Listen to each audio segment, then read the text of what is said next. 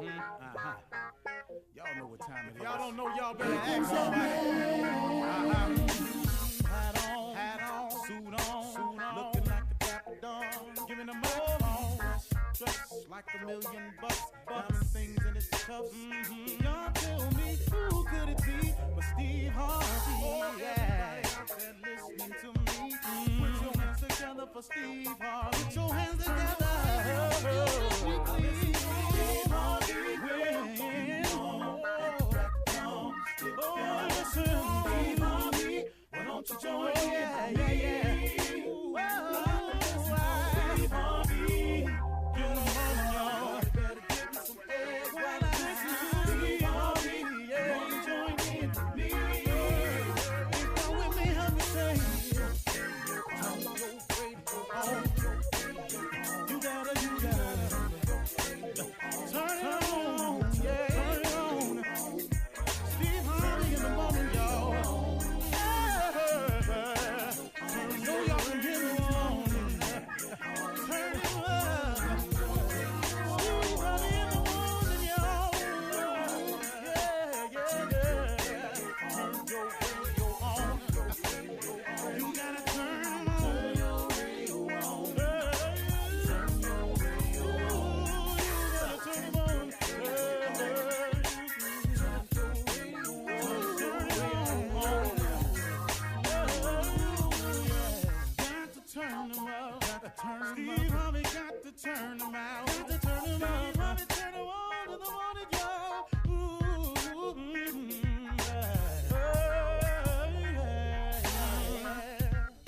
Come on, Steve. Come on, do your thing, Big Daddy. I sure will. Good morning, everybody. You're listening to The Voice. Come on, dig me now. One and only Steve Harvey. Man, oh man, got a radio show. Yep, trying to make it work too. I'm not trying. I'm getting it. I'm getting it done to the best of my abilities. Now, something funny my father taught me. He said, son, when you've done all you can do, if you've done your absolute best, and you look up and it didn't get the job done, take a deep breath and do some more. That used to bug me, man, when my father used to tell me that. He said, son, when you've done your absolute best and you think you can't do no more, you've done all you can, and it still don't get the job done, take yourself a deep breath and do some more. And you know what? I found that has worked every single time. Every single time. Because what my father knew was that what you think is your breaking point or what you think is your all in all, he says, son, it's just something about it, man. If you just gather yourself, you got a little bit more. Everybody got some more. And I got to be honest with you, it has worked. It has helped me greatly. And, everybody does have some more. I tell that to my sons all the time. Dad, I did my best. Well, let me ask you something else. Could you have done anything else? Could you have studied a little harder? Could you have shown up a little bit earlier? Could you stayed a little bit later? Yeah. Well, then, okay, that's what you should have done then. See, there's always a way. But if you're going to create excuses, if you're going to make them up all the time about why you don't get it done, I have a very, very sad statement for you right now. You're never going to get anything done. You're never going to get to the top. Not to the top. You can get halfway up. Now, you can get a third of the way up. You can get 3/4 of the way up. But if you don't have that little extra reserve in you, you're not getting to the top. The top is only reserved for those that have the wherewithal and the power, the desire, the drive, and the gut-wrenching effort to get to the top. The top is reserved only for the top. It's just the top. There ain't but one top. In the middle done ain't it. The top of the mountain Halfway, it's a different view at the top. Things look different from up top. So if you want to get to the top of whatever, your profession, your field, your career, whatever it is, you got to do extra. You have to do more. More is expected of you. More, but here's what's really crazy. More is required of you. Don't live your life in a lackadaisical state. Don't wake up every day with the feeling of, whatever happens, happens. Nah, man, have a say-so in your life. You, first of all, let me ask you something. Who has God? Name the person that God has given authority over you. Name the person. Where is it in Scripture? Anywhere. Show me anywhere where it says this person has the right over you. This person right here, this one right here, you have to do everything they say and what they say only. Show me that right there. Show me who they're talking about. Certainly, I have not met that person. Now, my parents were great to me, and it was their job to offer me leadership and guidance along the way. But as I grew up, man, I had to go out here and get it on my own. But who is the person? Nobody has domain over you. God didn't create that person. So what you sitting here for, man? What are you sitting here for? Letting people who do not know direct your path. A lot of us get stopped because we worry so much about what people think about us. We worry too much about what people say about us. Why are you worried about all these people with what they got to say about you and all these people with what they got to think about you when here's the news flash, they don't know either. All these people that you overly concerned about, all these people that you go into these answers for, they need answers too. Stop. What are you doing here? Gather yourself for a minute. Here is a solution to all of that. You have one source that will be there for you to the end of time, and that is your relationship with God. That is the one thing that's solid and for sure. He's behind the wall. He's in your jail cell. He rides with you in the police car. He's with you on your job up at the school. He's down there in the board meetings with you. He goes with you when you travel on planes. He sits with you when you're in a relationship. He helps you with your parenting skills. He helps you. He's there to assist you. If you do the right things, he show you and guide you to your next job. When you lose your job and you think it's a wrap, there's some good behind it, man. God is always working on your behalf to those that believe. You just got to believe. He don't ask you for nothing else. Believe in me. That's all he asks you to do. What you tripping for, man?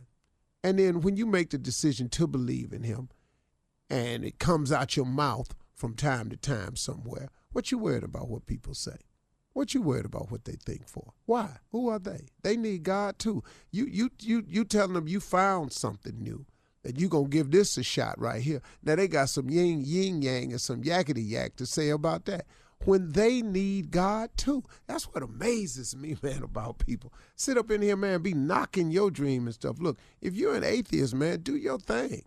Do your thing. But you can't create no laws where I can't do mine. That don't make no sense, man. That makes no sense at all to me. You have the right to go be whatever you want to be. You know, if you don't like the fact that I'm in school, got my head bowed down, and I'm saying a prayer before I take this test, just don't bow your head, don't you pray. But if some kids want to get together, that's some crazy mess. That's what happened in our schools. We took prayer out of schools. Now look at our schools. Our schools, man, you send your child to school, and someone else comes back home.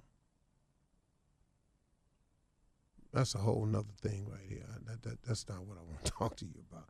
But I was just throwing it out because, hey, man, your relationship with God is essential to your success as a person. It's essential to your existence. It's essential to where you're trying to go and what you're trying to be because he made you.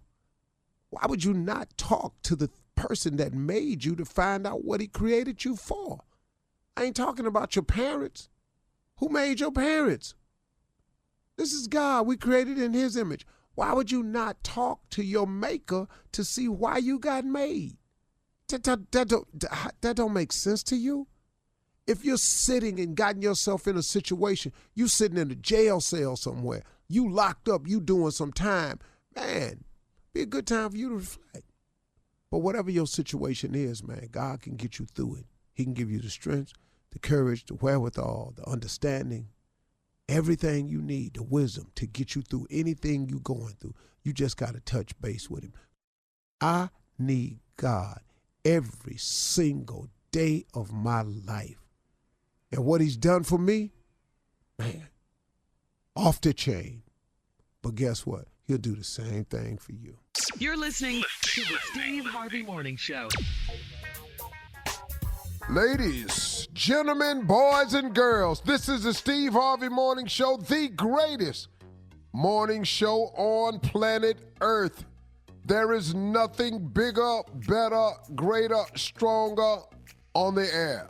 If you don't believe it, turn around to some other shows. You will be back. Real quick. I can name a couple. Not you was on one of them. Yeah. Oh, that boy wrote me off so many times. Oh, he used to just write me off. As soon as I did something, here he comes. He tried to write me off so many times. But look at you now. Standing. I just keep staying. Yes, it does. Yes, it does. Yes, it does. Stand all the time. You can't stop me. Can't nobody stop him. They've tried, but they can't just stop his ass. That's not gospel, but I thought it was can't said. do nothing with me. Can't do a damn thing with him. No matter how hard you try. No matter how hard you try. Oh, Isaiah 54:17. Don't know what it is, so tell me. No weapon formed against me shall prosper. Every tongue that refutes me gonna have to bow down. Every tongue bowing down, bowing down, bowing down. I believe he said, and when I see, I can bust you upside your head. Bust you upside your head. Now that ain't in Isaiah 54:17, but I wish it had been in there. I'm sure he thought about it, just didn't put it down. Wow, wow, wow. Good morning, Shirley. Good morning, Steve. Carla Farrell. Good morning, Steve. Hey, crew. Junior. Morning, Unc. What's up, Tommy Tom? doggy dog. Don't have to mention this fool that's been singing. Good morning, Steve. Still in it. I want to sing some more. What for? Whoa, whoa, whoa. Sing some more. Down, down, down, down, down, down, down, down. Woo. Down, down. Mm-hmm. Love and happiness. Wait a minute. Wait a minute. Oh, man. So. I like the way you come out, though. It's, Man. you just get tired and you just out. Yeah, I didn't feel like doing that. He Got wanted here. to sing You some glad more. already? He wanted man. to sing some more. I didn't. Yes, it was good, Steve. That was good That stuff. was great. Yeah, man. it was great. I'm just tired, though. Took everything out you. Yeah, do something else. Long day yesterday. Yeah. All right, well, listen. Coming up at 32 after the hour, we're going to switch it up a little bit and play a game we haven't played in a minute. It's called Are You Smarter? The Nephew Yes. Tommy. You guys remember that? It is back. Yes. That's right, Junior. Nobody is. Yeah. Nobody is. Well, The this nephew usually end Tommy. up funny. So everybody get ready. We'll come back at 32 after the hour. You're listening to the Steve Harvey Morning Show. All right, time for an early edition of Are You Smarter? The Nephew Tommy. Hey, can I say good luck to Tommy? Sure Hey, you can I say good luck to Steve? Yeah. Can I say Team Tommy all the way? all the way. All the way. Watch this, though. It's this going to turn so quick. Yeah. This I'm team waiting Tommy for the turning turn, too. It'll be fast. good. All right, you guys ready? I Yep, heard let's that go. they picked questions just specifically for you. Because they know all them actor and movie scene questions. They know all They that. don't. And any They hip-hop don't do- questions. They don't do anything just for me. But let's just see. We what they have actually to. don't. Here we go. Ezekiel Elliott plays for the Dallas, Dallas Cowboys. Running back. What is 21. Zeke's jersey number? 21. I know 21. What NFL team does Odell Beckham Jr. play for? Giants. The Giants. UPS is a delivery service. United Parcel Parcel Service. What two parts of your body would you find cuticles? Hands. Nails and feet. Feet. Feet and hands. Gain and Tide are brands of what? Detergent. Washing powder. What team won the 2018 World Series? Dodgers. Which co-host has a tattoo? Tommy.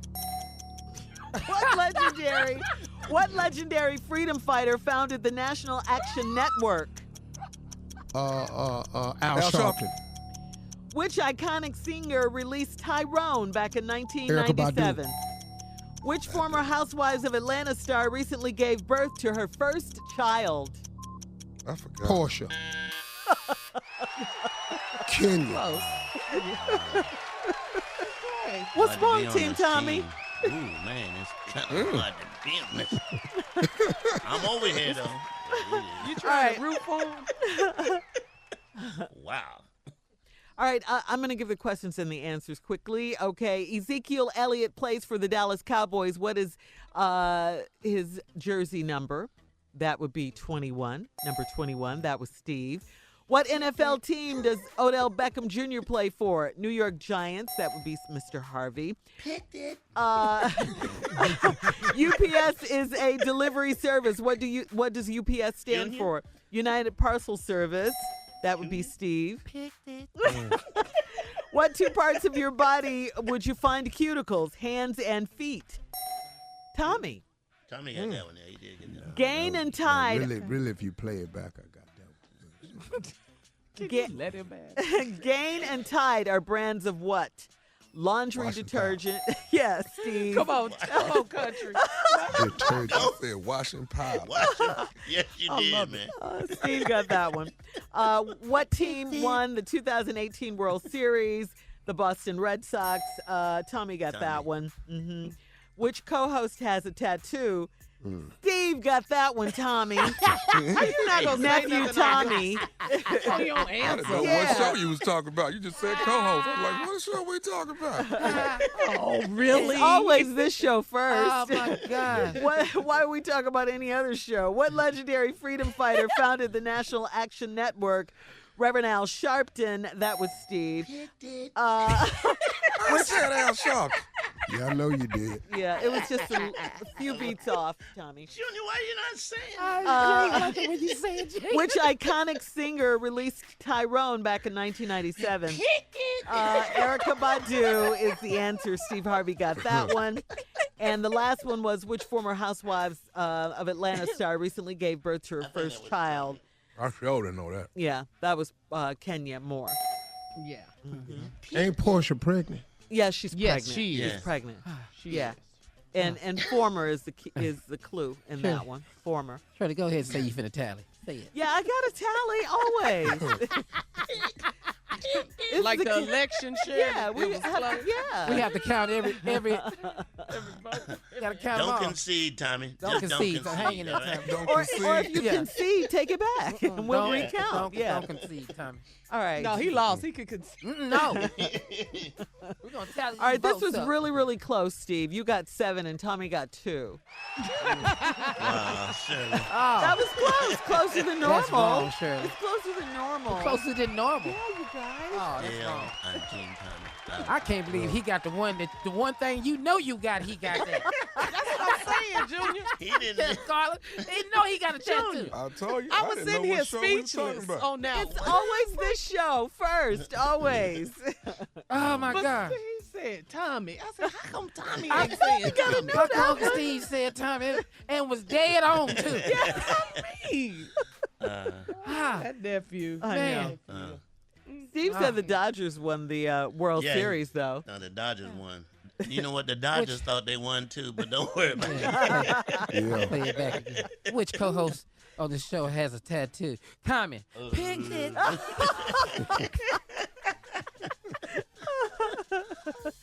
All right, well, it was good to bring the game back. That was fun. Yeah, Yeah, very man. good. That was Yeah. fun. Are you Man. smarter than nephew Tommy? Yeah, Uncle Steve Yeah. is today. Yeah. He's pretty smart today. Oh, yeah. Yeah. Man. Still Jay, team you Tommy, still though. Team Tommy? Still team Tommy. Yes, yes. Nothing is going to ever change your mind. Just a minor setback. That's Minor all setback. it is. I hear you. Now that's loyalty right there. There's something to be said for loyalty. I like it. Uh-huh. Yeah. Something to be said I'm for that. Team Tommy Yeah. all the way. That's what you call it, loyalty. Loyalty, loyalty, Because he'll loyalty. be disloyal next hour. I told him good luck, though. But then, Yeah, you did. Before we Yeah, started, say you did. that. Yeah. You did say that. See, the thing that happened to Tommy, y'all don't know. See, I don't really want to play him in this because I know what happened to him as a child. What happened to him? What do you mean? We're not bringing up my childhood. We're not going to do it. But just we're not gonna do the whole Not childhood. like just Medea. just the time that you fell off the washing machine. We're not doing that. He ain't quick no more. Who put him up there, Steve? Well, I That's what did. He said he could fly, and I told him to show me. Okay, we gotta go. The King of Pranks is up Jumped his next ass right off of there too. with Run That Prank Back. Jesus. You wrong for that? Right after this. well, get on him, show me. You're listening to the Steve Harvey Morning Show. Coming up in 20 minutes after the hour, former First Lady Michelle Obama will be our very special guest. Yeah. Woo, can't All wait for Wow, that. wow. Yes, but That's right big now. league right there, Yes, baby. it is. Woo. Yes, it Yeah. is. Right now, though, it is time for the nephew to run that prank back. What you got, Neff? WVP! That was Which pretty cool. is? Yeah. White Vote Patrol. White Ignorant. Vote Patrol. This is love when I messing with call white people and ask them who they voted for. You sick This of call this? happens. This one happens to be in Florida. Hello. Oh, man. Run it. Customer service. I'm trying to reach Sandy, please. This is Sandy. How can I help you? Hi, Sandy. Listen, I'm calling with WVP, and you got a minute? I just wanted to see if you don't mind. I know you're at work right now, but if you don't mind, I you am got at a work, minute? yes. Okay. I have just a minute. Sure. Okay. So you're in Florida, right? Yes. How can I help you? Yeah. Well, like I say, I'm with WVP, and we're trying to actually do a tally on everything that just took place here in the midterm election, and we're trying to actually do a tally on everything. So I wanted to call and see if I could get some information from you if that's possible. Okay. Go ahead. Okay. So what we're trying to do is, like I said, the midterm election has just passed. With WVP, we're trying to figure out exactly who did you vote for in the midterm election. You want to know who I voted for? Yes. Like I said, this is WVP. What is WVP? What you keep saying WVP? What is WVP? That's White Votes Patrol. White Vote Patrol. We're citizens of What? America. That's White Vote Patrol? Yeah. Like I said, we want to see who you voted for in the midterm. Tell We're you doing it. who did you vote for? What do you mean? Who did I vote for? That's between me and the ballot box. Okay. That's not. But like That's not for me. That's not something you can ask me. But but like I said, I'm with the citizens of America. This is WVP, and what we're trying I'm with to the do. citizens of America too, and citizens don't have to tell anybody who they voted for. We want to know here with WVP exactly who you voted for. Like I said. Well, what do you want to do with that information? What are you going to do with that information? What are you going to do? We're tallying up the information and making sure it's correct. Is what we're doing. How can you? Against what? Tallying it. Make sure against what? You have white people's information, and you're going to. This is the most ridiculous thing I've ever heard. Okay, so are you? You don't ask people. You don't ask people who they voted for. Okay, that's like part I of said, America. You can vote for whoever you want, and you don't have to tell anybody. Okay, but this is WVP. We're a new I organization. could vote for an alligator if I want to. I don't have to tell you or WVP or any VP. Okay. But like I said, we are White Vote Patrol, and we're trying to. Well, who are you? What did you say your name was? My name is Brian. Brian? Yeah. Well, Brian, you should be ashamed of yourself calling people up and asking who they vote for and calling yourself White Vote Patrol. I don't call it. I don't do a Black Vote Patrol. I don't do a Red Vote Patrol or a Yellow Vote Patrol or a Green Vote Patrol. It's un-American. Okay, it's un-American, but like I said, just for this particular tally that we're doing, we're needing to know. No. There is no way I'm going to tell you who I voted for. Oh, you're going to tell me who you voted for, lady. No, okay? I have not. Yes, I have not. I'm telling you, I am not going to tell you who I voted for. It's un-American. I don't have to, and you have no business asking me. So you have my work. You know this is my work ashamed? Are you ashamed of who you voted for?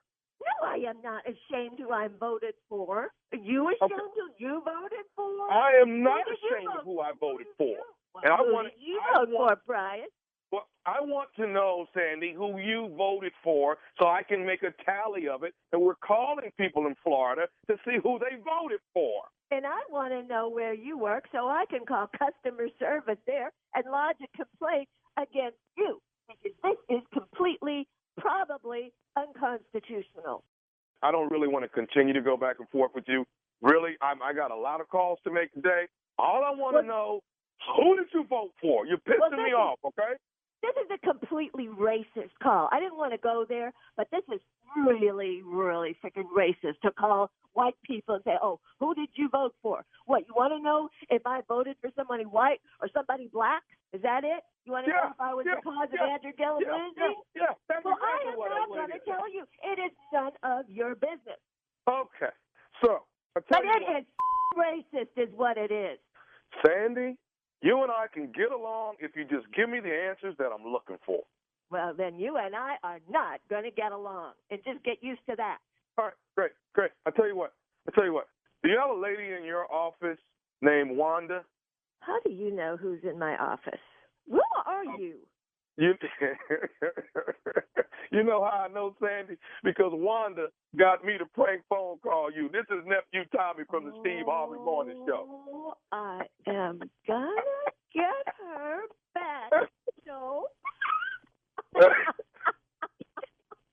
you got me so mad. I'm still mad. She told me you guys been having big debates about the midterm, and y'all been the whole office. This is the whole office. She better watch her back. Well, you got me. By the way, Tommy, just between you and me, I voted for Gillum.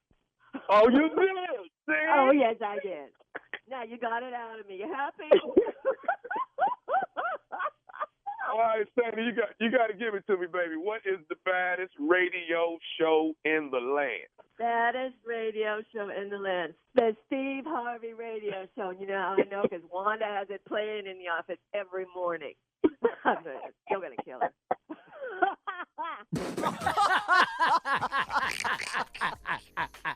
Did I go too far, y'all?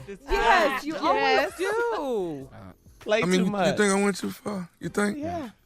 Good. That's what I want to know. I just want to make sure I did my job. My job is to go too far. So as long as I did that, we good. That's you did that. Oh, you want to go too far. You did that.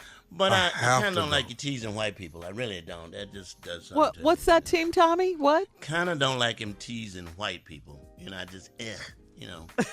Jay, white people can be pranked too. Everybody can be pranked, Jay. I'm just, Yeah, but if you on What? But if you on the TWW, that don't sound good. If you're on the what? That's Jay's organization. What is Jay's organization? What is it? TWW, that's Team White Women. All right, up next in entertainment news, guys. Hip-hop artist Travis Scott builds an amusement park on stage, and we'll talk about our favorite concerts right after this. You're listening to the Steve Harvey Morning Show. Coming up at 20 minutes after the hour, former First Lady Michelle Obama will be our special guest. Yeah. Yes. But first, in entertainment news, in the last few years, A-list artists have taken their touring game to a whole new level with innovative stage design. Houston's own Travis Scott and Kylie Jenner's baby daddy, in case you didn't know, is the latest artist to push the envelope even farther by constructing an amusement park ride on stage on which he can perform in between letting fans take joyrides. I love that. He posted a video, he posted a video of the Ferris wheel type contraption that allows him to go in a 360-degree loop, hanging completely upside down at the top. Oh, that's so scary. Wow. That's so scary when it stops up there. It is. It's just another way to make fans who bought tickets feel like they're really taking a trip to Astro World. Wow. So, Carla, Tommy, and Junior, you guys grew up in Houston. How was going to Astro World? What? You loved that it? was the bomb. It was the thing. It was the thing Fright every night? summer.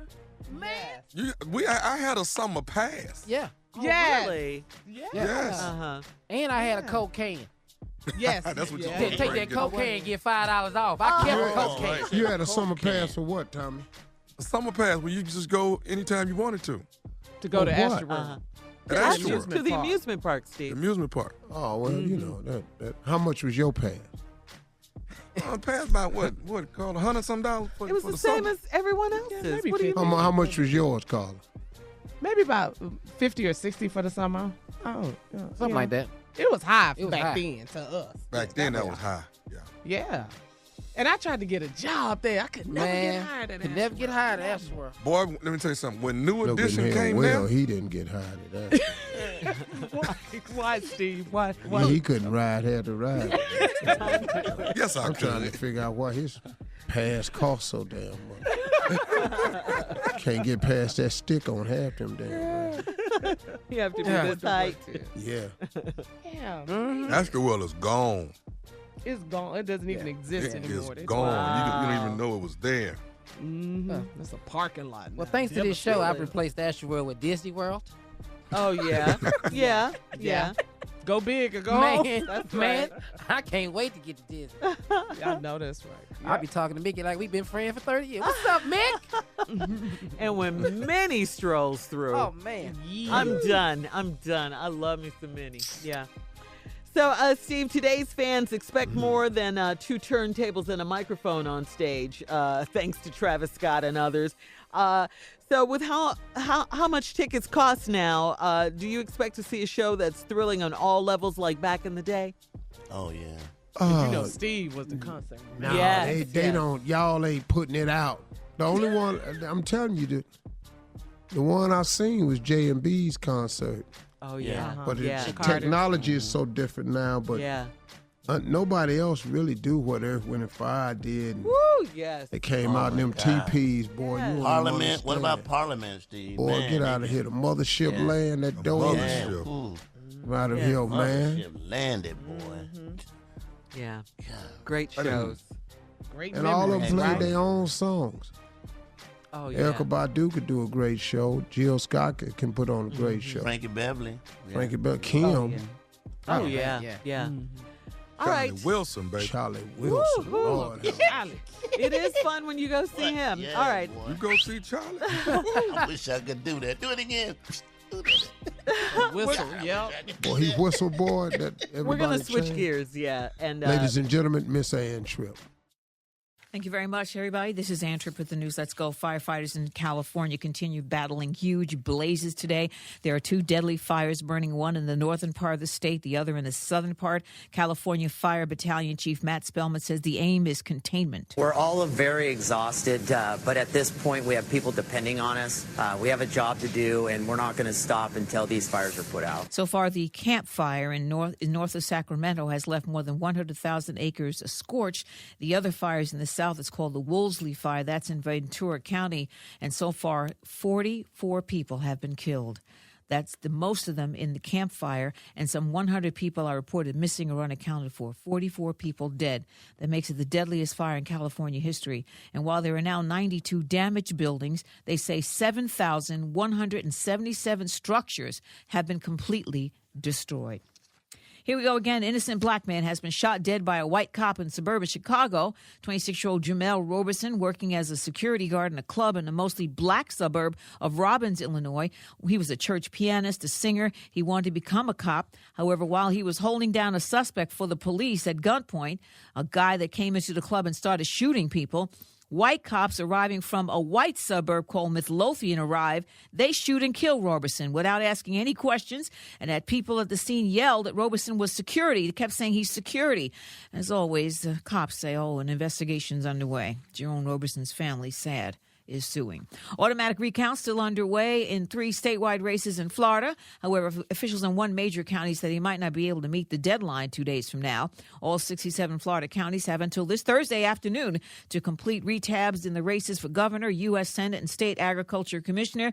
However, election officials in Palm Beach County warned that while they're working around the clock, they might only be able to complete count on one contest by Thursday. Florida law says if a county fails to turn in and recount totals by the deadline, the results already on file stand. It now remains to see just which retabulated election results Palm Beach County is willing to turn in.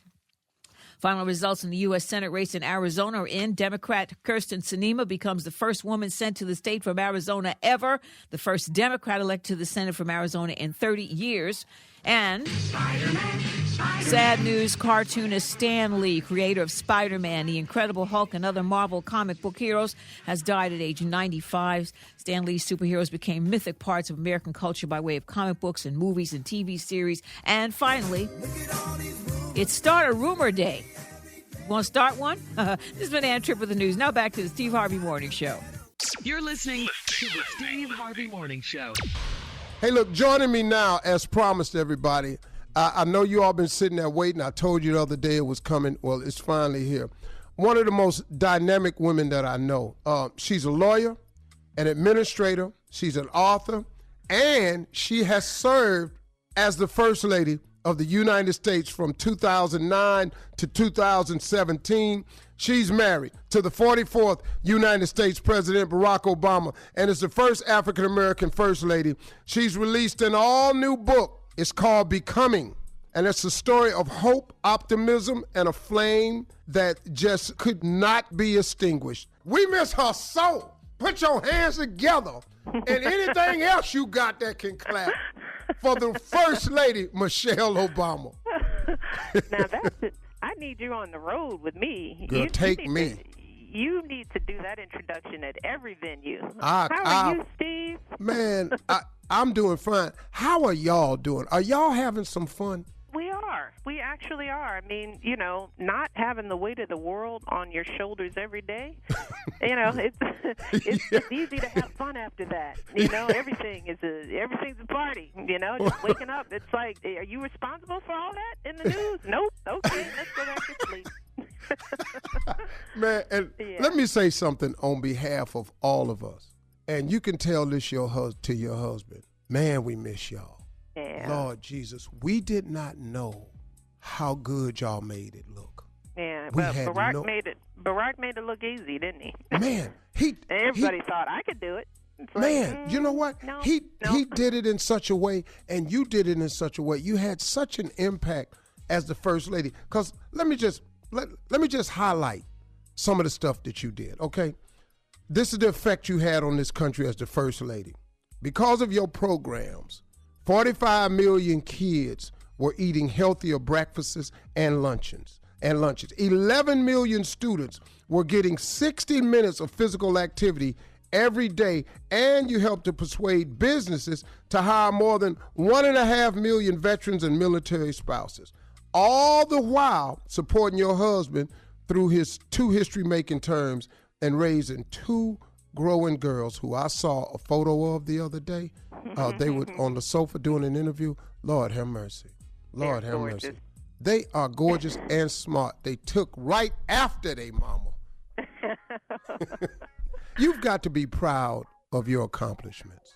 I am, and sometimes it's. I think it was actually a couple of days ago, as the book was starting to leak and there were stories coming out. I emailed my staff, and we've been planning this tour and writing this book, and I was like, oh my God, this is a big deal, And they were like, you just now realizing that, and it's like. Who do I think I am? Writing a book, being first lady? What's all this? Coming up, more with the former First Lady, Michelle Obama, at 34 after the hour. You're listening to the Steve Harvey Morning Show. All right, Steve, you can continue. This is great right here. Continue your conversation with Michelle Obama, our First Lady forever in our hearts. You know what? Let's talk about the book a little bit. This book has given me a moment to be able to step back and reflect on all that just happened. And yeah, it's yes, I am proud. I'm proud of my husband. I'm proud of us as a family, and not just the girls, but grandma, Yeah. We all got through this thing, and I think we did okay. So No, you did way beyond okay. And I don't think we appreciated it fully until you left, because your husband made it look effortless.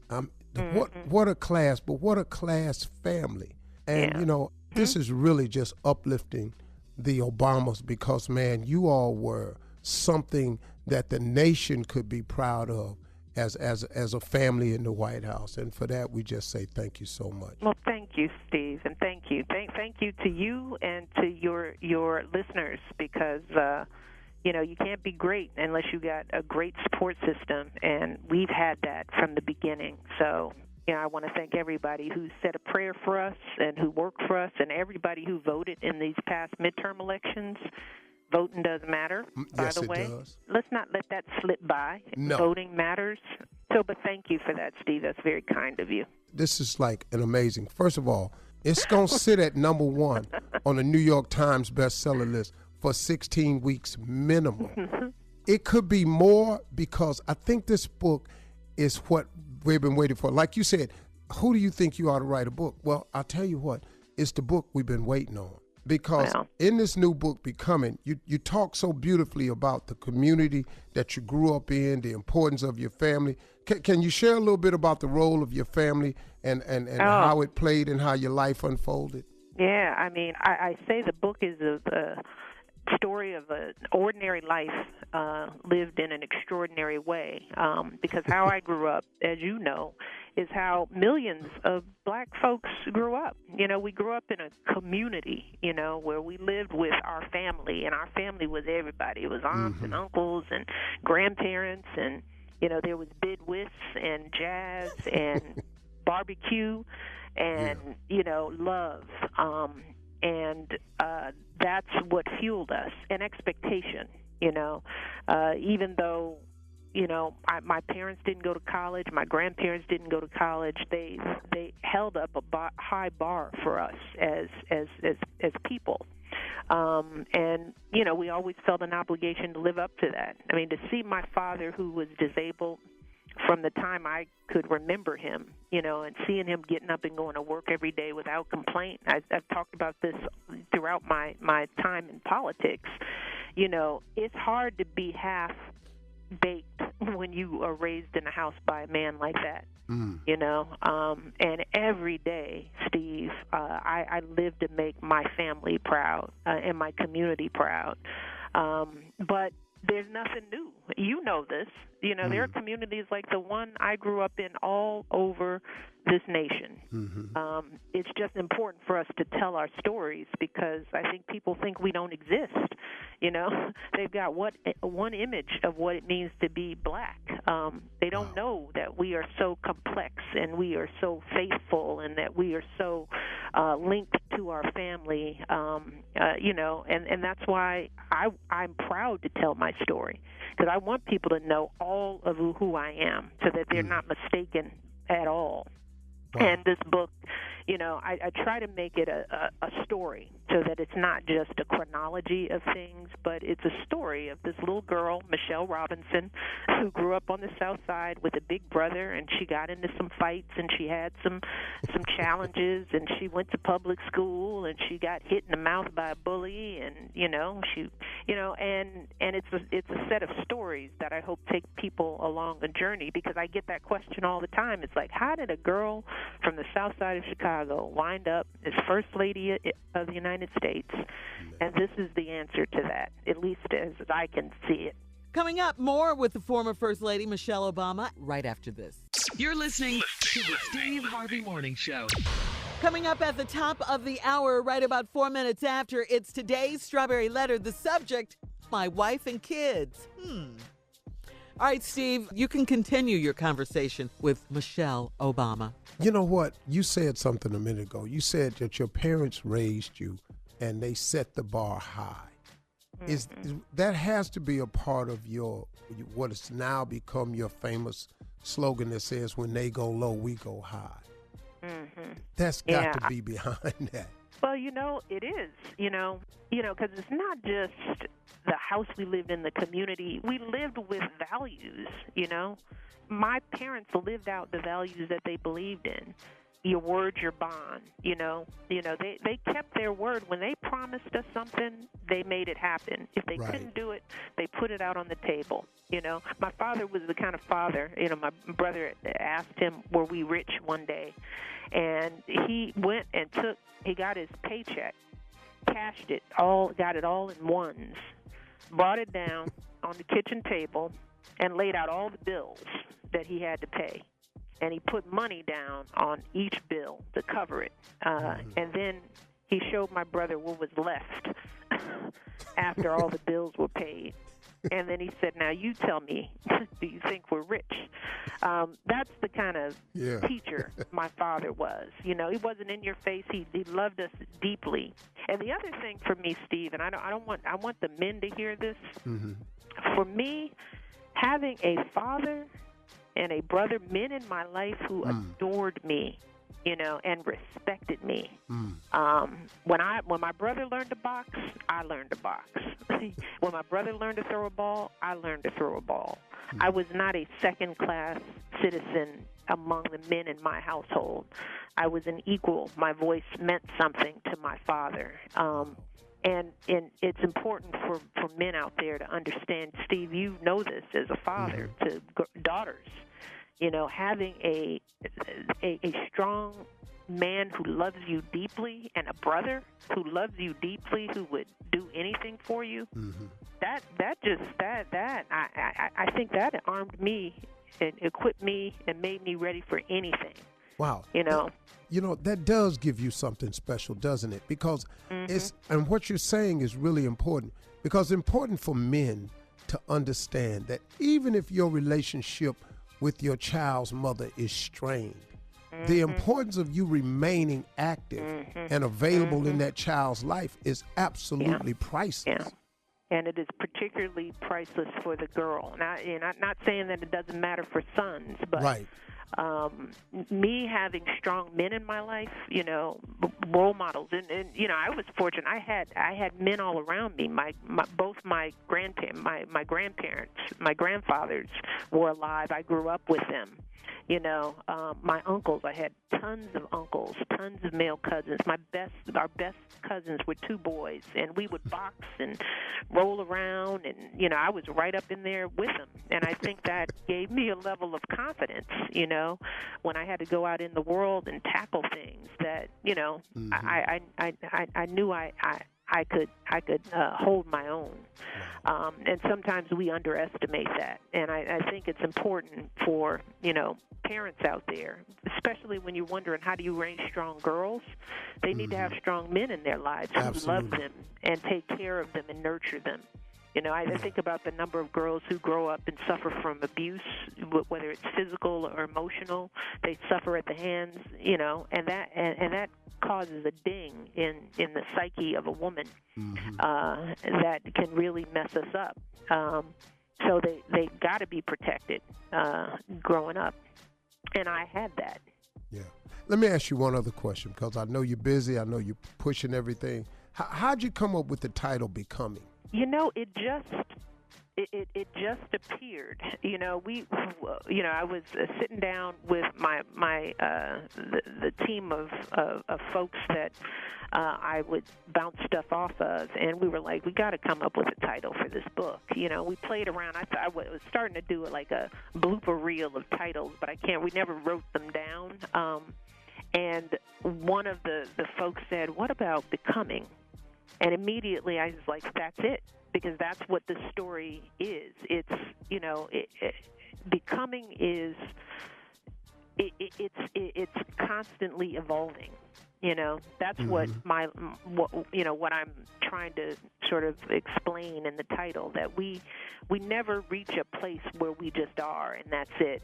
I start the book off where, when I'm little, I say one of the questions I hate the most is, what are you going to be when you grow up? It's the dumbest question you can ask a kid, is if you grow up and become something and that's the end. It's not finite. Life is a continuum, and I find that I'm evolving now. I haven't become all that I'm going to be. I've got a whole nother chapter or two left. Exactly. And how sad would it be if there wasn't more left? Wow. So we are all in the process of becoming. So that's where it came. It just all seemed to fall into place. No, I think that's absolutely it. I feel the same way. I watched this video of you about this upcoming book. I watched this 10-minute video. I was so moved by it. I think Becoming is the perfect name for the book. I think it's going to inspire so many people. And what I want people to know is that this book is available today. It's in both print at every bookstore that sells books, and it's in digital formats. So Kindle, Amazon, however you do it, you can download the book on iTunes. It don't matter. You can go get it. And it's published. I recorded the book myself. Oh, so you did the voice? I tried that. They stopped me after 40 minutes. Michelle, they stopped me after 40 minutes. They said, sir, you can't sound like that. I wasn't talking proper enough. They had to cut off mine. They stopped. They were mine. like, "What? What is that? No, we can't understand that." Yeah. Look here don't sound good. If you done bought it. Yeah. Look here is not for digital. It's not in the book. That's not in the English dictionary. Well, you know what? I recorded the whole book. I got through the whole thing. You know what? I'm gonna get the audio then, because that would be fascinating for me. I'm going to get the audio. I want you to get it, and then I want you to tell me what you think. Because I'm sending you a copy for sure. Well, do it, because, I'm going to chop it up and put excerpts on the radio show. Oh, you called the right man. I'm finna blow this up. I ain't got nothing else to do. I ain't read but 6 books. Well, you don't have anything else to do, Steve. You got like 800 jobs. Girl, I'm trying to get. I'm like you. I'm becoming. I'm trying to get myself together. You were trying to become everything. Man, I need it, because I found out something. I was having a real allergic reactions, and I didn't know it. And I discovered it about, I think it's maybe 20 years ago, 15. I'm actually allergic to poverty, and it was causing me so many problems. I said, I got to end this. And so I just started saying yes to everything.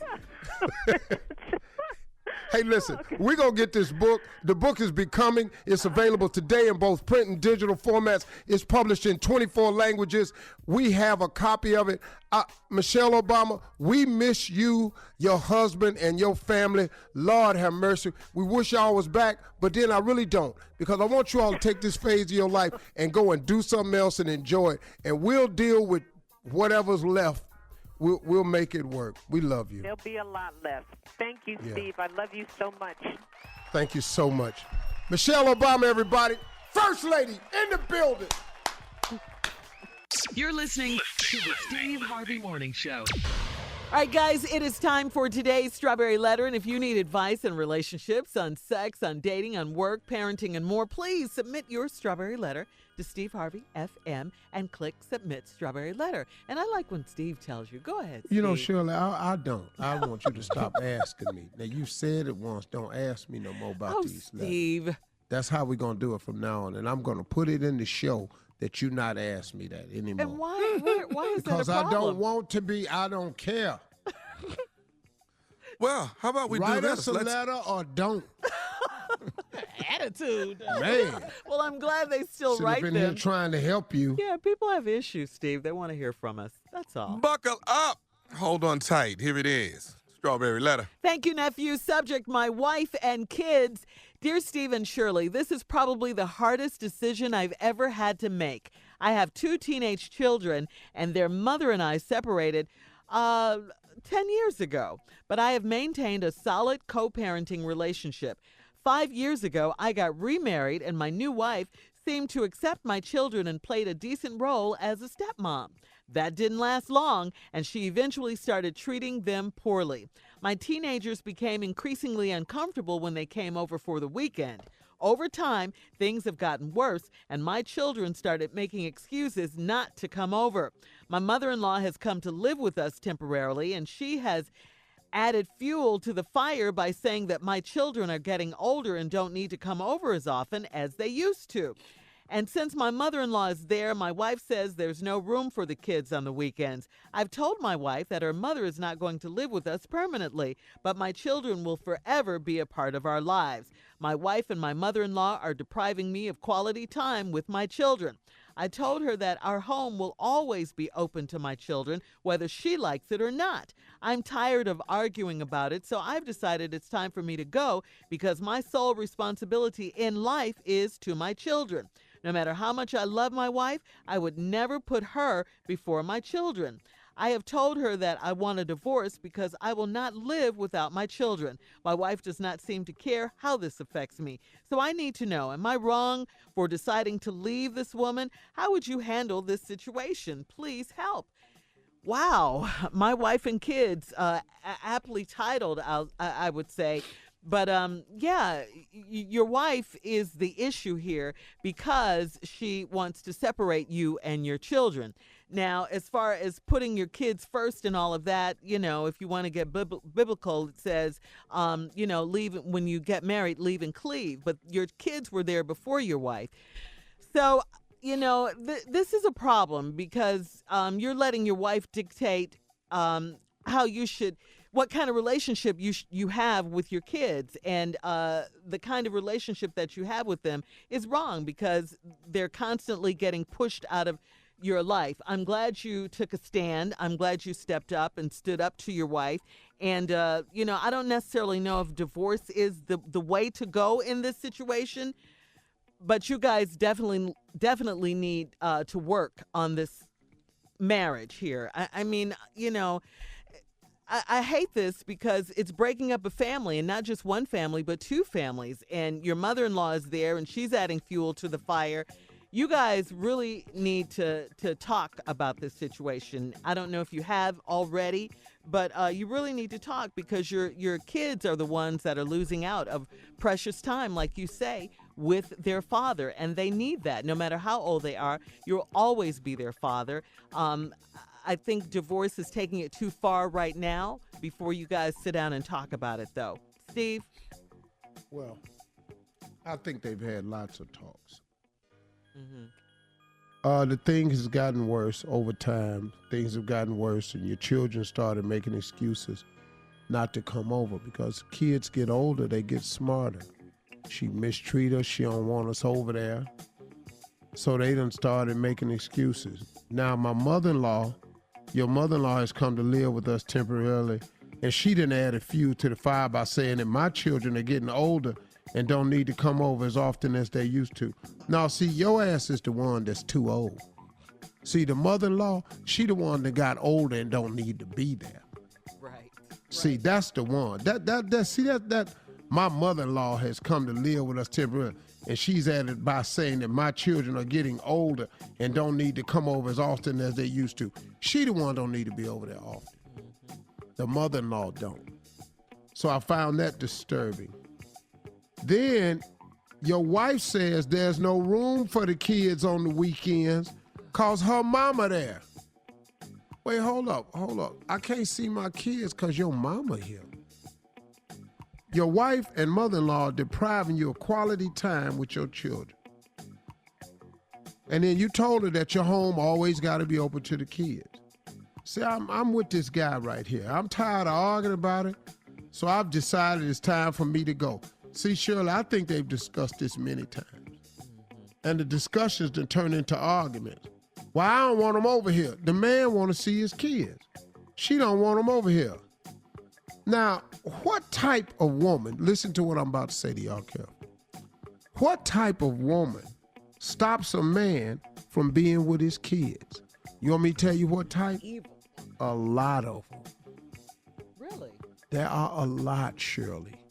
You would be stunned. Yeah. How many women out there are making it hard for a man to have a relationship with his children because she feels as she don't want to be the attachment to the ex-wife or the woman. She don't want them kids in here interfering with what they got going. Maybe she don't want them around their kids. It is a lot of women who do this. And it is sad. Yeah. Because, man, when a man wants to take care of his children, there's nothing worse than you being his wife stopping him from doing that. Now, even your mammy done came over there talking about some damn mammy. Her mammy. Mama-in-law. This is exactly who I'm talking about. Laying up in here eating crackling and cornbread and some damn buttermilk, talking about there's no room for these kids. They too old to come over here. They don't need to come over as often as they used to. They getting older. Your ass the one that's old. But what, Shirley? I'm just saying, how old? You never get too old to go see your parents. What is that? However old they are. Yeah. What difference do it make? Now they can't come over no more, but the mom-in-law over there. Now the man say he done talked about her. He tired of arguing about it. He figure it's time for him to go. It's a divorce. Now, he says something that you touched on and we'll get into. I would never put her in front of my kids. Yeah. All right, Steve, You got a problem. Let's take a break here. We'll be back at 23 after the hour with part 2 of your response to My Wife and Kids right after this. You're listening to the Steve Harvey Morning Show. Steve, let's recap today's letter. My Oh, wife this and dude's kids. wife don't want the kids over there no more. And then the mom-in-law done moved in. Okay, here we go. Now, this man can't have a relationship with his kids because of his mother-in-law, Irma over there. Her name is Irma? That's what the name I picked. Told my wife that her mama not going to be living with us permanently, but my children would ever be in our lives, forever. My wife and mother-in-law depriving me of quality time with my children. And I told her our home will always be open to my children, whether she likes it or not. And I'm tired of arguing about it, so I done decided it's time for me to go. Because my sole responsibility in life is to my children. No matter how much I love my wife. Well, we really got more responsibilities than our children. The sad part is your mother-in-law and wife don't want you to have a relationship with your kids. And that's so sad. That is so sad. It is, Steve. And I would never put her before my children. Well, because she making you choose. And I've told her that I want a divorce because I will not live without my children. And now your wife don't seem to care how this affects me. Well, she love her mama, let her live with her mama. Her mama there. Live with your mama. You got who you want. So I need to know, am I wrong for deciding to leave this woman? Bye. You don't need no counseling. You're married to an evil heifer. And her mama evil. And she got it from her mama because her mama ain't even, girl, you need to let this man have their life with these kids. No, she hadn't fuel to the fire. Leave both of them. Man, go on where you going. Because you ain't going to be happy, man, feeling like you done left your kids. It's a doggone shame, man. But I promise you'll be able to find a woman to be accepting of you and them kids. But he's going to be a little hesitant, don't you think now, Steve? Because she was with it at first, and then she changed, wifey. Man, please. You been here already? I done been in everything. I walk out of there so fast. Bye. Go walk in there and kiss her and Irma. Come on over here, Irma. Don't scoot away from me. You know you want to buy a kiss. Yeah. That's what I'd go and leave. Yeah. Be out, huh? I'd be out. She's Don't make no sense. Okay. I ain't doing this with you. And you shouldn't. You really shouldn't. I'm really not. She's wrong. You shouldn't. Yeah, that's just evil. Yeah. We ain't doing this, man. Listen to the two dudes that done had some divorces. We not doing this. Yeah. Experience. Yeah, can't beat that. Got knowledge and experience. Wow. I do feel badly for the kids. I do, because they don't even want to come over and they make excuses. They make excuses. And this woman, this crazy. Won't let this man have a relationship with his children. That's crazy. First, she seemed to accept the children and played a decent role as stepmom, but that didn't last long, it says. Right. So down, that's it. Mm-mm. Time for a reenactment. Okay. Oh, man. I'm ready. Jay the girl. Always. We know. Jay, you the wife don't want the kids over. Let's go. I'm always ready. Yeah. Hey, baby. The kids coming over this weekend. I need a name first. Earlene. Earlene, love it. Great. Earlene and Stanley. Mm-hmm. Earlene. Mm-hmm. Yeah. Earlene, the kids coming over this weekend. No, whoa. No, they're not coming over here. We already ran over this, Stanley, several times. This is our house, not your kids in our house. They is not coming over here. What? Listen to me, baby. We talked about this a bunch of times. Told you, I won't have a relationship with my kids. I don't want to hear that. And you're gonna either have to choose between me or your kids. Hey, it ain't no problem now. You done took this reenactment right up to the end. Yeah, well, let's go. So now we at the divorce already. Either you want me or you want them damn kids. I want the kids. I want the kids. All y'all just gone about your business. No, ain't no problem. Ain't no problem. This relationship is not gonna work with you, me, and your kids. No. It's me, you, the kids, and your mammy. That's why it ain't working. Whoa. Yeah. Whoa. Yeah. My mama? Yeah, that's her. You gonna insult my mama? Yeah, that's her. Oh my God. That's her. I have never. That's why we can't even keep the refrigerator cool, because she's standing in it all day. Oh, because you gonna sit there and disrespect me and my mama?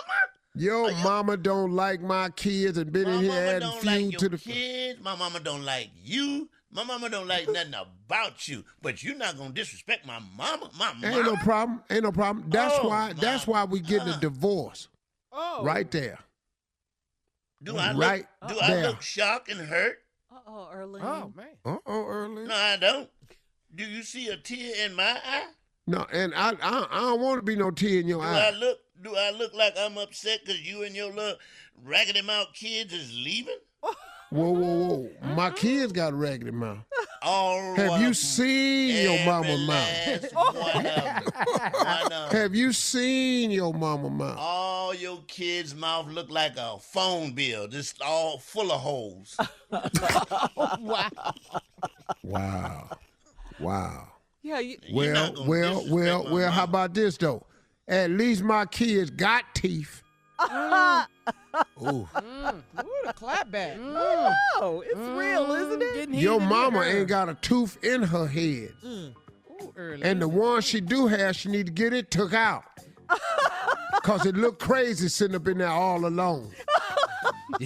Disrespect. You know what? When y'all leave, y'all won't have to see that one day. All right, it's time to go, guys.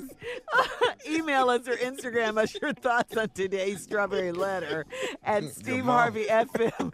And listen, coming up in 10 minutes, we have a message for the people of the great state of Mississippi concerning this runoff election. Please listen carefully, all right? We'll be back right after this. You're listening to the Steve Harvey Morning Show. A day after footage emerged of U.S. Senator Cindy Hyde-Smith, a Republican out of Mississippi, making laughing comments about going to a public hanging, her African-American Democratic opponent, Mike Espy, responded on Monday, calling the statement awful and tone deaf. All right? In a video of a Tupelo, Mississippi campaign stop released on Sunday, Cindy Hyde-Smith said she'd attend even a public hanging if invited by the cattle rancher with whom she met that day. She said, "I'd be on the front row." She was laughing when she said that. The video quickly went viral. Cindy Hyde-Smith faces a runoff election against Mike Espy on November 27th. You know what? It's a doggone shame It is. that It is. Unbelievable. this country is in this type of thing. It's like we're taking steps back. Yeah. And we're taking steps back because of the rhetoric that's coming from the White House. See, you get a chance to grow if you can start squashing some things silently. But once the silence is taken away and you can publicly say what you want to say with no repercussions, then it sends another message to those behind you, younger people. Hey, it's back to business as usual. That's why I've always hated the phrase, make America great again, because you want to go back to when? Because right now we keep going back to what we thought was a day gone by. And now this woman, Cindy Hyde-Smith, that's running against this African-American man in Mississippi, for her to make such an insensitive remark. Yeah. I mean, totally insensitive. And why laughing. would you? What? And then nothing happens, though. Yeah. All And they public applauding hangings her, Steve. have been, and we know why. Right. Yeah. Yeah. So now for you to say this, that you would follow this man if he had a public hanging, you'd be sitting on the front row of it. Who does that? Why would we want an elected official that's okay with the public hanging? Absolutely. And laughing about it. You, lady, think because your president has gotten away with this, that it's okay for you. But we're going to put a stop to some of this because the power of the vote is real. Yes, it is. This runoff in Mississippi, we're going to get serious about this candidate. We're going to show up in numbers because I got news for you. There are non-African Americans who don't agree with this type of rhetoric. True. There are. True. That's right. That's right. They are. It's not a broad sweeping statement about how non-African Americans feel. No, it's you making asinine remarks because you think it's okay now. Because you can take your gloves off and do these jokes. Well, I'm telling you, man, it's not okay. And you shouldn't be allowed. And we can do something about this Cindy Hyde-Smith in Mississippi. We can do something about you with the vote in the when is the runoff? 27th of November of this month. You're not getting in. That's Okay, right. that's what I'm talking about. Let's claim it, baby. Yeah. Shut it down. Let's claim it. See, the runoff is what day? November 27th. What is that, the day after Thanksgiving? No, Thanksgiving is the 22nd, right? Yeah. I'm sorry, I don't know. It's the week after, Steve. Listen to me. You're not Tuesday. getting in office because we don't want that. We don't want that in the United States. We don't want it in Mississippi. Those days of Mississippi burning, they over with. The Freedom Riders, what was done to those people, those days are done. You can't do that anymore. You know, I hate to tell you this. The majority of your football team at Mississippi State and Ole Miss happen to be African-American men and women. Yeah. That's who they happen to be. In spite of your past, you have found out that you really need these people. That these people make valuable contributions to the economy of Mississippi, to the welfare of Mississippi. So Cindy Hyde-Smith, you're not going to be in office. We're not going to sit here and let it happen.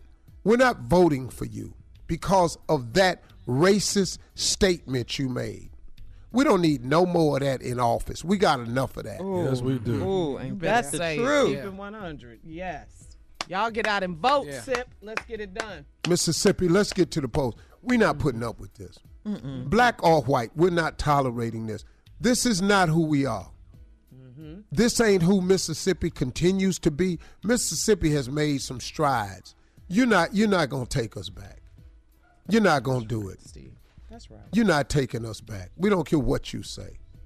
The audacity. I mean, the nerve. I know. In 2018. I know. The nerve. And then they were clapping. Yeah. The people on the video. It's really loud because it was a train going by. I would play it for you, but you can't really hear what she was saying. But then they clapping for her. But then she's laughing as she's saying it. But you're making people think this all right, and this is where the tension come, and this is where it's going to get physical sooner They or later. clap for the president when he make ignorant remarks. Yeah. Yeah, they do. Disgusting. Yeah, it really is.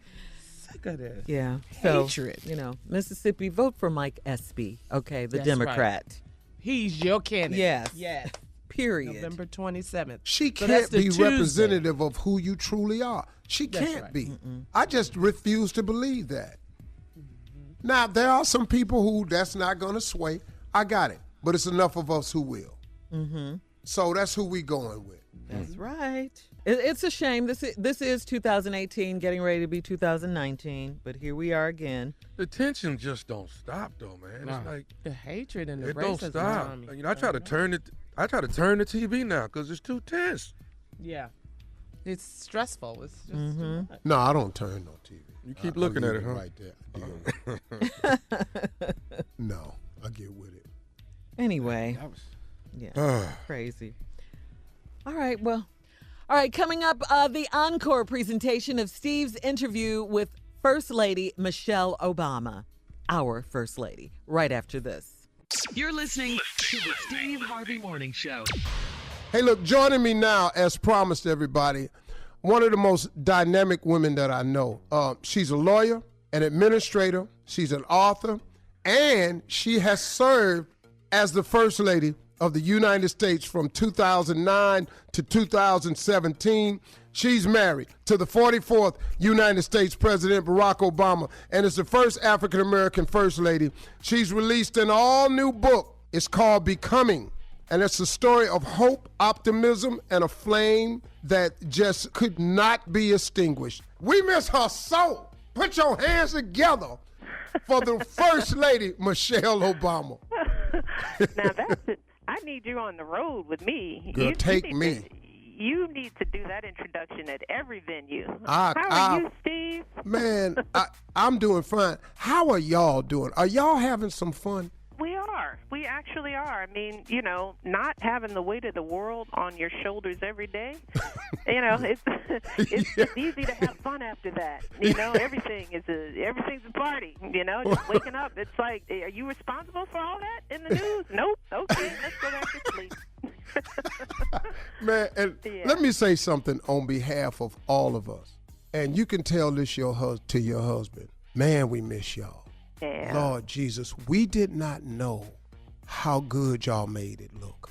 Yeah, but Barack made it look easy, didn't he? Man, everybody thought I could do it. It's man, you know what? No, he did it in such a way, and you did it in such a way. You had such an impact as the First Lady. Because let me just highlight some of the stuff that you did, okay? This is the effect you had on this country as the First Lady. Because of your programs, 45 million kids were eating healthier breakfasts and lunches. 11 million students were getting 60 minutes of physical activity every day, and you helped to persuade businesses to hire more than 1.5 million veterans and military spouses, all the while supporting your husband through his 2 history-making terms and raising 2 growing girls. You've got to be proud of your accomplishments. I am. And sometimes I think, it was actually a couple of days ago, the book was starting to leak and there were stories coming out. And I was like, oh, my God, this is a big deal. And they were like, you just now realizing that? And it's like, who do I think I am? Writing a book, being First Lady? What's all this? You know what? Let's talk about the book a little bit. this book has given me a moment to be able to step back and reflect on all that just happened. Yes, I am proud. I'm proud of my husband. I'm proud of us as a family, and not just the girls, but Grandma. We all got through this thing, and I think we did okay. So no, you did way beyond okay. And I don't think we appreciated it fully until you left. Because your husband, he made it look effortless. What a class, but what a class family.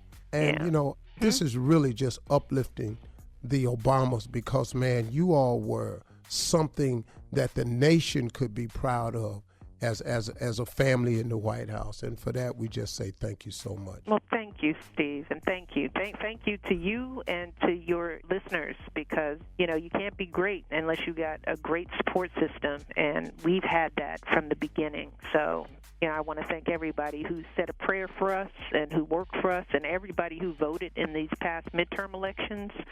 Voting does matter, by the way. Does. Let's not let that slip by. No. Voting matters. So, but thank you for that, Steve. That's very kind of you. Can you share a little bit about the role of your family and how it played and how your life unfolded? Yeah, I say the book is a story of an ordinary life lived in an extraordinary way because how I grew up, as you know, is how millions of black folks grew up. We grew up in a community, where we lived with our family, and our family was everybody. It was aunts and uncles and grandparents, and, there was bidwits and jazz and barbecue and, love.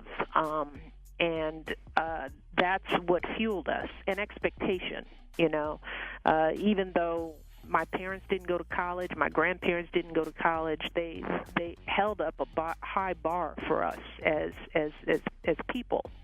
And, we always felt an obligation to live up to that. To see my father, who was disabled from the time I could remember him, and seeing him getting up and going to work every day without complaint. I've talked about this throughout my time in politics.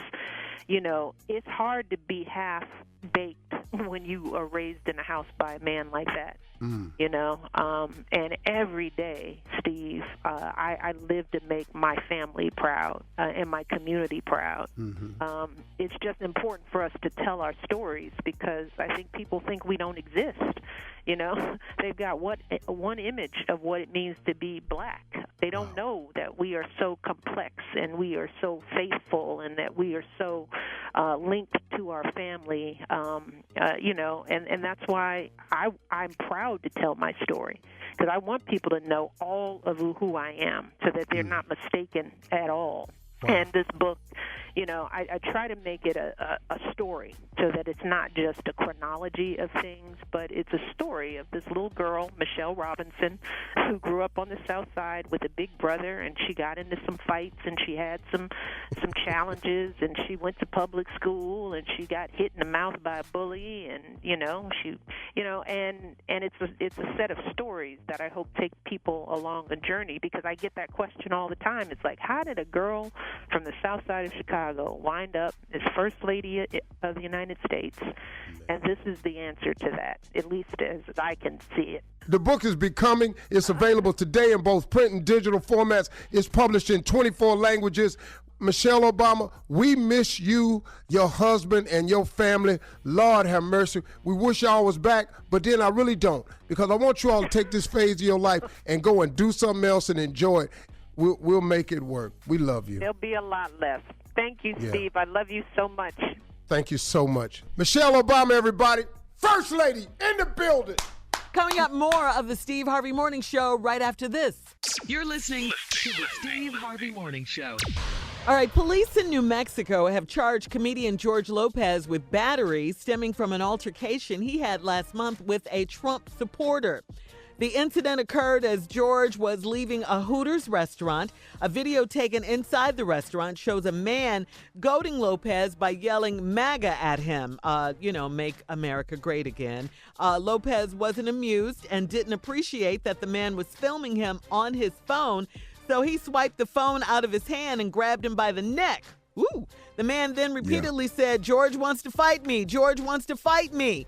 Police investigated and decided to charge Lopez with misdemeanor battery, and he'll have to appear in court next month. See, What? now that's messed up. 'Cause at the same time, we have to try to be cool, but man, people get on your last damn nerves sometimes, man.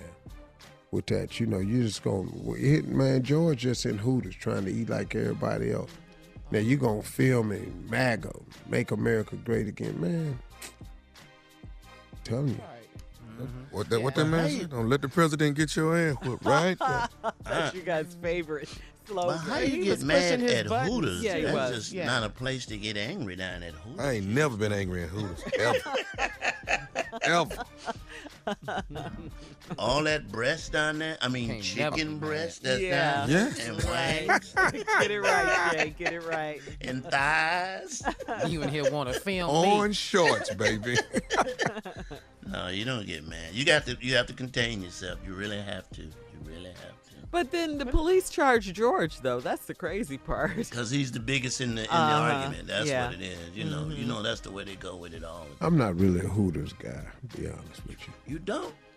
You don't go to Hooters, though? No. Yeah, we're going to have to take you to Hooters. I see. I've been to Hooters quite a few times. I don't get drink. Yeah. You'll get it. When you go with me, you're going to get it. I tell you that. I'm going to show you how to get it. We're going to eat Well, some they crab have leg. They have sort of a knockoff for a black restaurant. It's called Breast and Thighs. It's over in Camp Creek, kinda like- Atlanta. It's in Atlanta. It's just breast and thigh. Breast and thigh. Who working there, Jay? What they wearing? Yeah. I ain't never had any of the food. I just go there to look. You're at a restaurant and you're not ordering anything. He's creepy. But you know what? These people are just out of control, It's- though. What's going yeah, on they are. with the Yeah. politics. And Yeah. They just they think they can say anything to you and just push a button. But the president has made his followers so evil. They're just like they're looking for something. Constantly, right? I don't know the word for it. Emboldened. Yeah, they feel, they I mean, feel they are. I mean, empowered if you're in a and bank and emboldened. they're like you say, "Excuse me," they act as if they don't hear you. But if you say "excuse me" and then put cursing behind it, somehow their hearing clears up. And they Yeah, well, I can help you hear real well. It's amazing, Yeah. He's made everybody angry and on edge. It's his fault, and he knows It's it. rhetoric. And we love George, and George is a Yeah, cool we do. guy. Yeah. George is real cool. Yeah, he's a cool He's guy. real cool. Mhm. So you know the guy pushed his buttons if George went there like this. Yeah. But in his face recording and all of that. Yeah. So that's what. Yeah, right. Something wrong. Out of order for that. That's wrong. Totally out. Very much so. Very much so. George wants to fight me. George wants to fight you. Yeah, now. Okay. We got to go, though. We'll be back with more of the Steve Harvey Morning Show right after this. You're listening to the Steve Harvey Morning Show. In the last few years, A-list artists have taken their touring game to a whole new level with innovative stage design.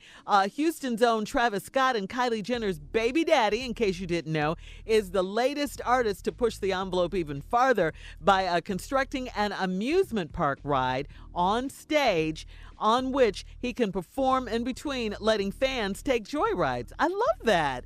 He posted a video, he posted a video of the Ferris wheel type contraption that allows him to go in a 360-degree loop, hanging completely upside down at the top. Oh, that's so scary. Wow. That's so scary when it stops up there. It is. It's just another way to make fans who bought tickets feel like they're really taking a trip to Astro World. Wow. So, Carla, Tommy, and Junior, you guys grew up in Houston. How was going to Astro World growing up? What? You loved was the bomb. It was the thing. It was the thing Fright every night? summer. Man. I had a summer pass. Yeah. Oh, Yes. really? Yes. Uh-huh. And I had a Coke can. Yes. That's what you Yeah. Take that Coke can and get $5 off. I kept a Coke can. You had a summer pass for what, Tommy? A summer pass where you could just go anytime you wanted to. To go to what? Astro World. Uh-huh. At Astro World. To the Park. amusement park, Steve. Amusement park. Oh, well, you know, that. How much was your pass? Passed by what called $100-some for It was for the summer. same as everyone else's. maybe What do you 50. mean? How much was yours, Carla? 50 or 60 for the summer. It was high It was back high. then to us. Back then that was high.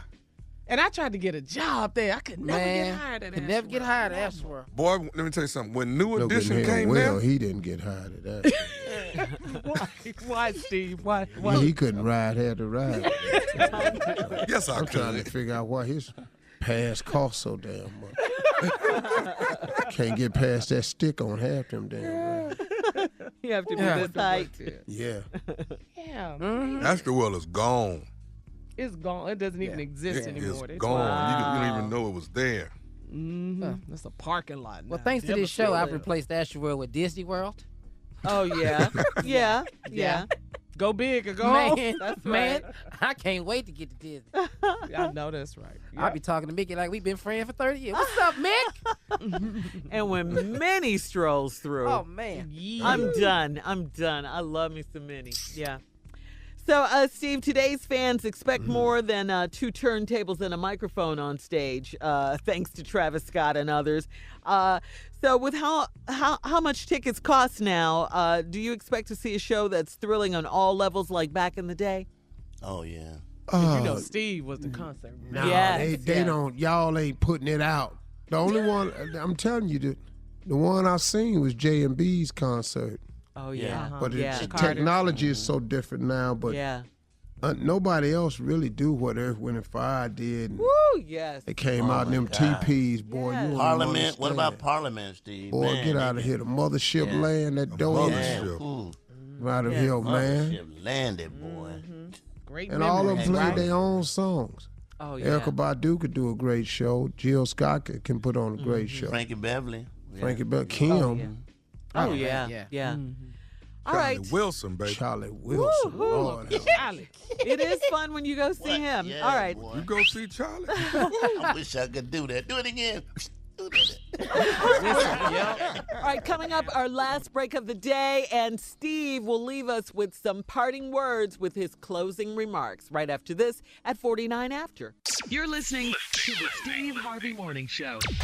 All right, Steve, here we are, last break of the day on this Tuesday. Leave us with some parting words, some closing remarks. Yeah, I kind of want to talk about something that's on me right now. I want to talk a little bit about expectations, and I want to talk about patience. But I'm going to throw one more thing in there. I'm going to put need in there. Need, expectations, and patience. It's something that I've been praying about, and I've been asking God for it for quite some time. And it hasn't gotten here. And he knows exactly what I need. So as I'm saying this to you, I want you all to imagine yourself and plug in your need. So I'm talking to God, right? And I'm asking God for something that I need. And I know I need it because it would make some things go so much better, so much smoother, so much easier. Just overall, it would just help in so many areas. So I've been praying about it, and it hasn't gotten here yet. And so my oldest sister texted me the other day, and I didn't get back to her. And so just last night, she texted me again and just said, hey, could you answer my text? I hope things are well with you. Love, Mona. And so I texted her back, and I told her everything was fine. I just been working so much. I said, sometimes I don't get to answer your text when you send it to me right away because I'll be on the set or something, or I'll be doing something. I said, but I get them and I appreciate them. And then I told my oldest sister, I asked her to please pray for me. I said, I pray for a breakthrough for me. It's something I've been asking God for so I can just, relax a little bit about this situation. And I went on to tell my sister that it's hard being successful and stuff like that.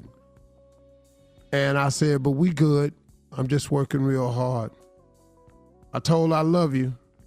And then I said, let me know if you need something.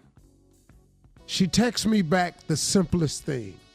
Now, remember now, I've told you that I was asking God for something that I needed. And I had been waiting for it. And I'm almost out of patience, to be honest with you. I just thinking it's taking a while, right? And I'm pretty sure you could feel that way too. Sometimes you ask God for something and you living in expectation and you go, man, what's taking so long? And you getting a little impatient. I think this happened to every person. My sister simply sent this text back to me. She said, just take one day at a time. The Lord knows what he's doing. I'm praying for you. That was her message.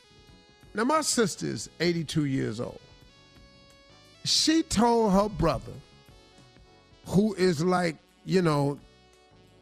the family guy that they can all come to when they need something. But she simplified it for me so easy. She said, just take one a day at a time. The Lord knows what he's doing. And do you know how much better that made me feel? I simply back and said, I texted back, I said, okay, I will. Because, this thing that I've been asking God for that I so desperately feel like I need, and I keep expecting it to happen, but I'm starting to lose patience about it.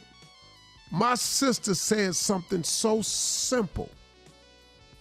If you just take one day at a time, the Lord knows what he's doing.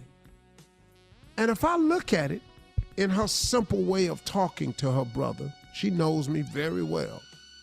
Her simple way of talking to me was letting me know that if you just keep waking up and keep doing what you're doing, God got all this under control. He know what he's doing. And you know what? He always has. He's always known what he's doing. Always.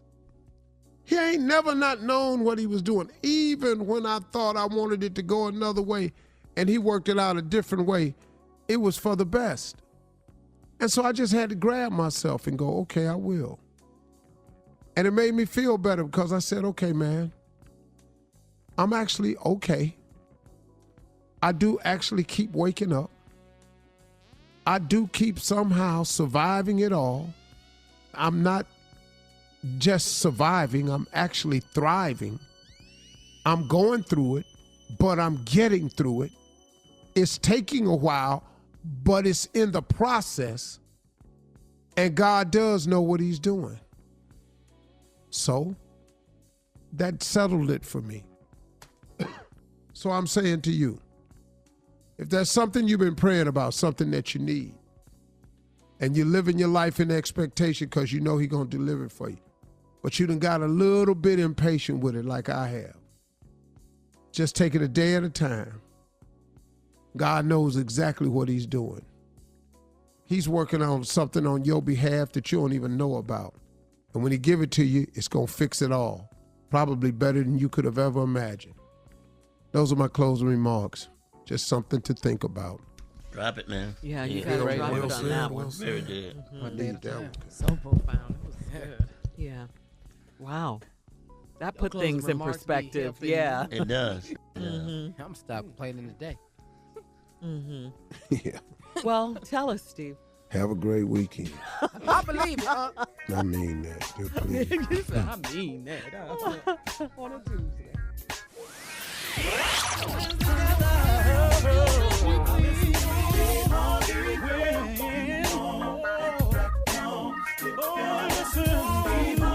For all Steve Harvey contests, no purchase necessary, void where prohibited. Participants must be legal U.S. residents at least 18 years old unless otherwise stated. For complete contest rules, visit SteveHarveyFM.com. You're listening to the Steve Harvey Morning Show.